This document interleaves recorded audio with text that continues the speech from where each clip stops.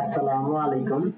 আজকে আমি আপনাদেরকে দেখাবো কিভাবে অ্যাডোবি প্রিমিয়ার প্রোতে সার্কেল অ্যানিমেশন তৈরি করবেন। এজন্য এই ভিডিওটা প্রথম থেকে শেষ পর্যন্ত দেখুন। প্রথমে একটা ছবি অথবা ভিডিও আপলোড করে দেব, দেন এটা আমি ড্র্যাগ করে এখানে ছেড়ে দেব। দেন একটা ইলিপস টুল নেব, দেন আমি এখানে একটা সার্কেল তৈরি করব। দেন ইফেক্ট কন্ট্রোলে শেপ অপশনে যাব, দেন এখানে আমি ফিলের টিক মার্কটি উঠিয়ে দেবো অ্যান্ড স্ট্রোকের টিক মার্ক বসিয়ে দেবো।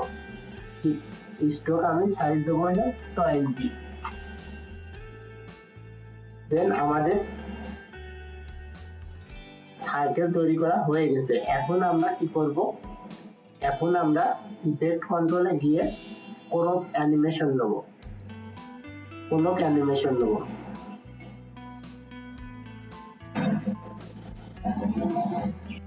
এখন আমরা এটাকে আরো সুন্দর করার জন্য ইফেক্ট কন্ট্রোল থেকে কোনো অ্যানিমেশন নেব।